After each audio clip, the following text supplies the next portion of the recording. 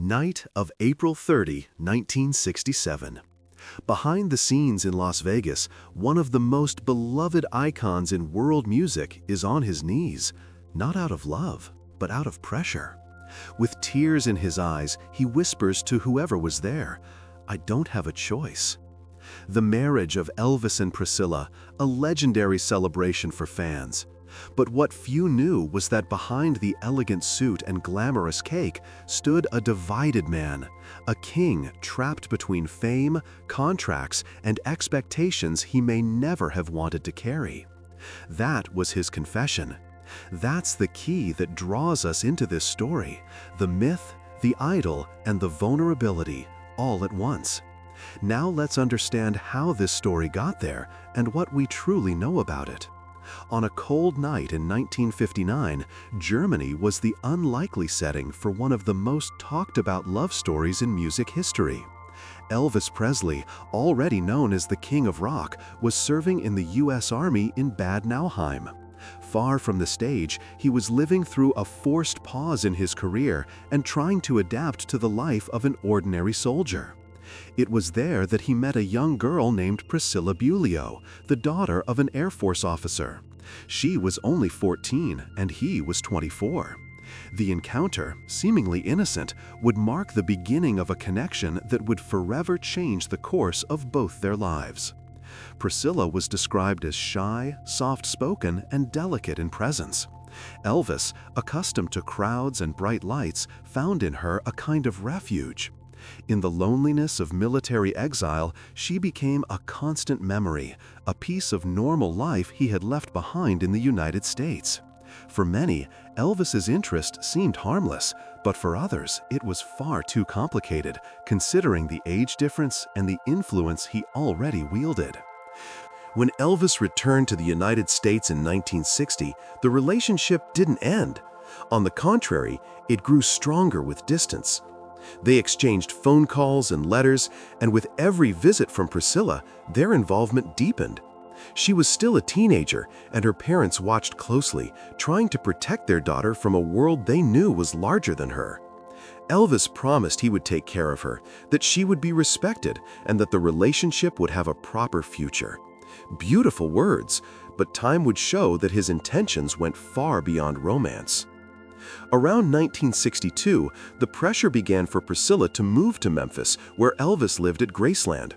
Her family resisted, but the singer's persuasive power was enormous. With the promise that she would continue her studies and live under supervision, her parents gave in. The move, however, represented a silent turning point. From that moment on, Priscilla ceased to be an ordinary teenager and began living to the rhythm of one of the most famous men on the planet. She entered a world of lights, secrets, and expectations, surrounded by assistants, musicians, fans, and the constant presence of Elvis's manager, the relentless Colonel Tom Parker. Parker understood that Elvis was more than a musician. He was a brand, a money-making machine. For him, any detail of the singer's personal life could influence contracts, movies, and tours. Therefore, controlling the narrative around the relationship with Priscilla was essential. The idea of a disciplined, stable Elvis with a family-type girlfriend helped polish the rebellious image that still clung to him. The relationship, therefore, had a marketing value that went far beyond emotions. Inside Graceland, Priscilla lived between luxury and loneliness. Her routine was shaped by Elvis's schedule, who could stay up all night and sleep through the day. She adapted to his habits, to the way he controlled what she wore, who she talked to, and even how she did her makeup. The sweet girl from Germany was slowly transformed into part of Elvis's world, a world where decisions were always made by him or Parker. Little by little, she stopped being a spectator and became a piece in a larger game where love, image, and control were intertwined. While the public saw a fairy tale, behind the scenes an imbalance was growing. Elvis, insecure about fame, lived surrounded by women and adoration. Priscilla, young and in love, tried to understand the absences, the trips, the long film shoots, and the rumors of affairs on set. Despite everything, she remained faithful, believing that love would withstand the pressures of stardom.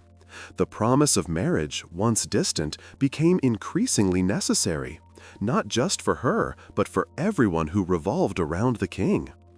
Over the following years, their relationship ceased to be merely a love story and turned into a strategic tool. Parker saw in a formal union the chance to reposition Elvis's image. A marriage would silence rumors, reinforce moral standards, and bring stability to the star's persona, especially after a string of poorly reviewed films. Yet behind that strategy stood a young man torn between duty and desire, between the persona and the person. The relationship between Elvis and Priscilla began as an escape from loneliness and became a commitment shaped by social and commercial pressure.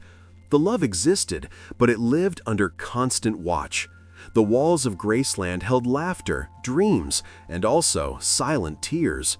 The public saw the star and his muse, but inside the house, the fairy tale was already showing cracks. It was the beginning of a story where fame would weigh more than the heart, and where every personal decision Elvis made would become a spectacle for the world to watch. And you, what do you think about this phase of the king's life? Do you believe the love between Elvis and Priscilla was real, or was it born already tied to the demands of fame? Leave your thoughts below, and let's talk about it. Elvis Presley and Priscilla Beaulieu's wedding was, for the public, the peak of a romantic story that seemed straight out of a dream. But behind the cameras, what unfolded was a scene of tension, convenience, and decisions made under immense pressure. At the end of 1966, after years of a closely watched and much talked about relationship, the engagement was announced. And in May 1967, the world would see the King of Rock marry in a quick and carefully orchestrated ceremony, marked more by strategic interests than by genuine love or freedom. Elvis was no longer the same passionate young man who had met Priscilla in Germany. The years of fame had turned his life into a succession of commitments, recordings, and obligations imposed by his manager, Colonel Tom Parker. Parker saw the marriage as an opportunity to reinforce the artist's image. A married Elvis would symbolize stability, morality, and respectability. It was the perfect time to quiet rumors, secure family and commercial support, and open doors to new film and endorsement contracts. Elvis was no longer the same passionate young man who had met Priscilla in Germany. The years of fame had turned his life into a succession of commitments, recordings, and obligations imposed by his manager, Colonel Tom Parker. Parker saw the marriage as an opportunity to reinforce the artist's image. A married Elvis would symbolize stability, morality, and respectability. It was the perfect time to quiet rumors, secure family and commercial support, and open doors to new film and endorsement contracts. But what was a marketing move for Parker felt like a burden to Elvis. According to people close to him, he became increasingly introspective as the date approached. Although he cared deeply for Priscilla, many noticed that his enthusiasm wasn't the same. Conversations about the marriage were treated more as something inevitable than as a free choice.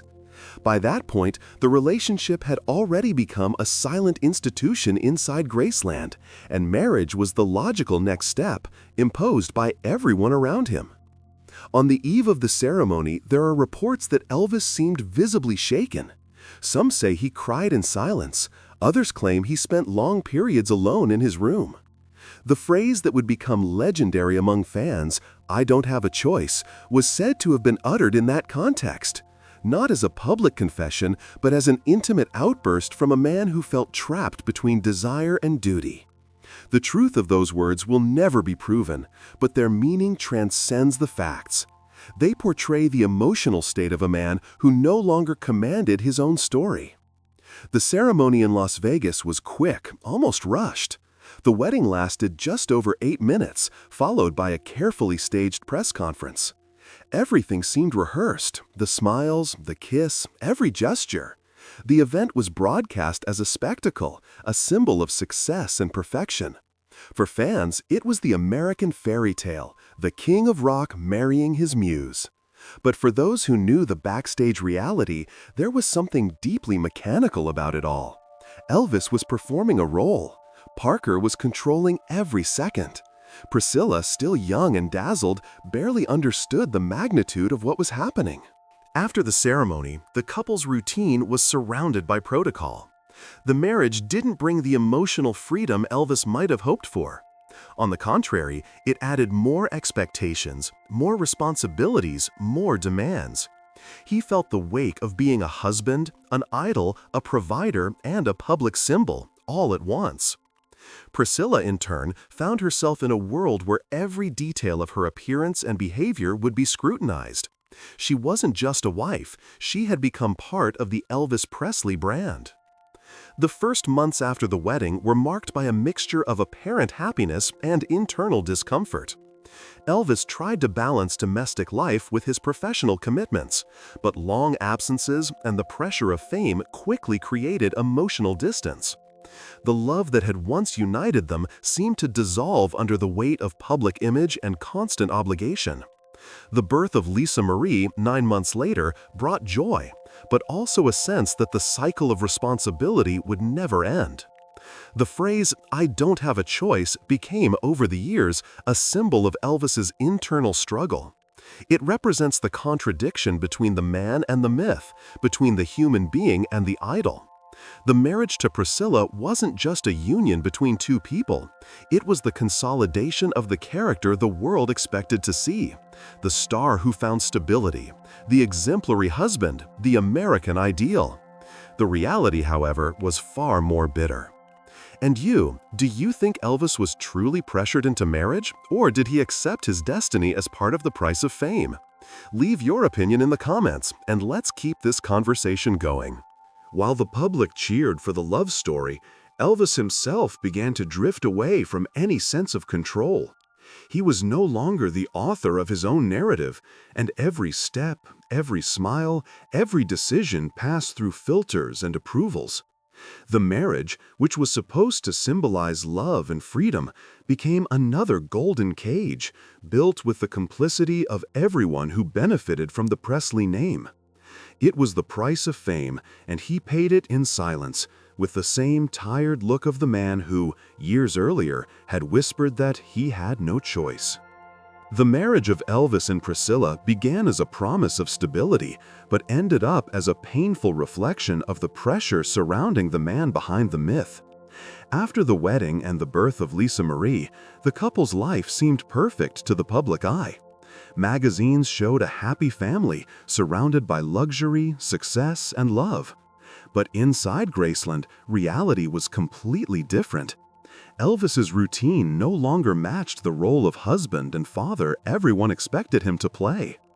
Domestic life was never part of Elvis Presley's essence. He was restless, nocturnal, surrounded by musicians, friends, and people who orbited his fame. He slept in the morning, woke in the afternoon, and lived according to a rhythm almost opposite to most people's.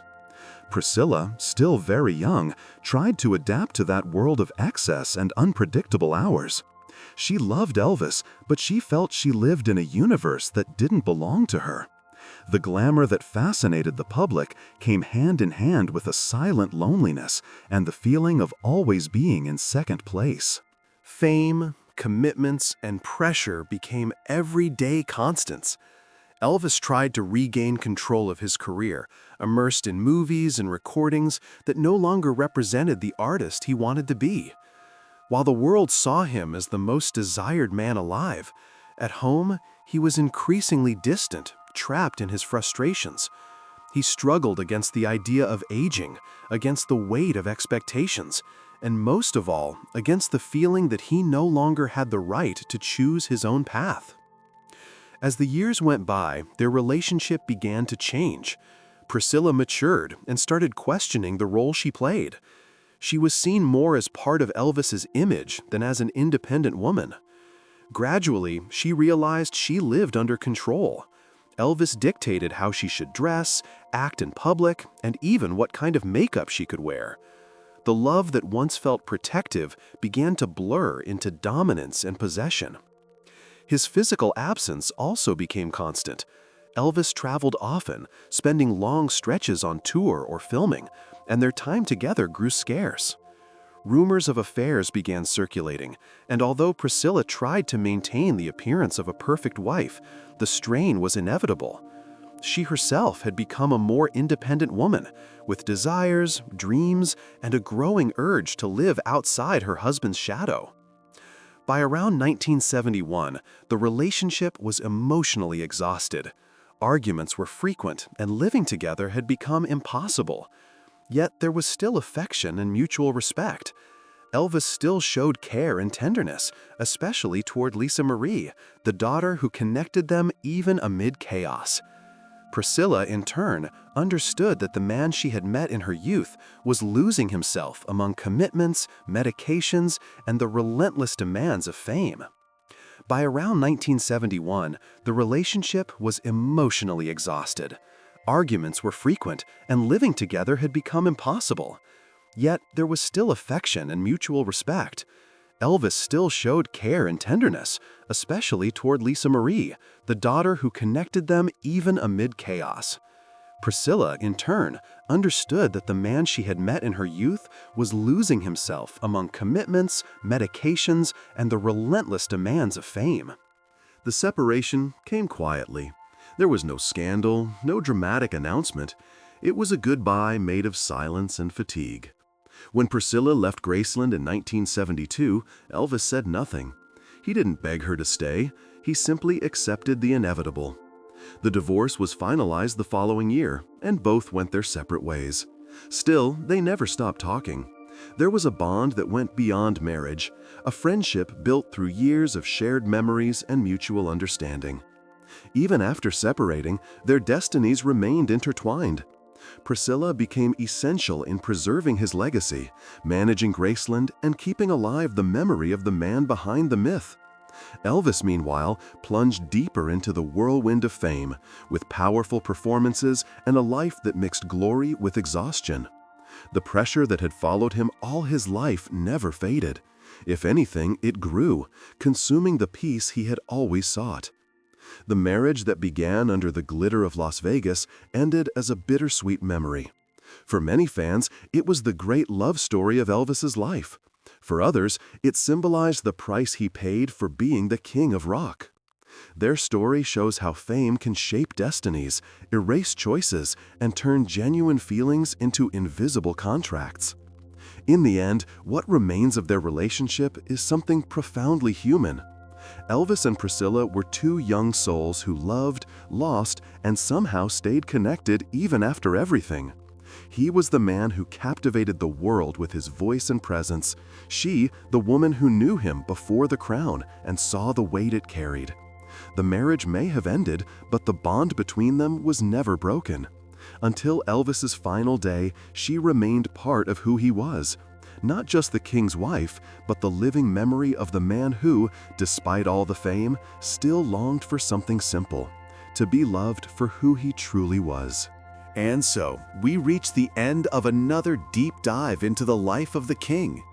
This story shows that behind the stages, the smiles, and the spotlights, there was a man of flesh and blood, full of feelings, doubts, and contradictions. Elvis Presley was much more than a voice that defined generations. He was a symbol of humanity, passion, and fragility. If this story moved you, if it helped you see a new side of the Elvis you admire, then you already know what to do. Subscribe to the channel and turn on notifications so you don't miss the next episodes about the life and legacy of the king. Leave a like because it helps the channel grow and motivates us to keep telling stories with the depth and respect that Elvis deserves. And of course, comment below what you think about this chapter of his life. Do you believe Elvis truly had no choice? I really want to hear your thoughts. And share this video with that friend or family member who's also an Elvis fan. Spread this conversation so more people can discover the human side behind the legend. Thank you for watching until the end. See you in the next video, because the story of the King of Rock is far from over.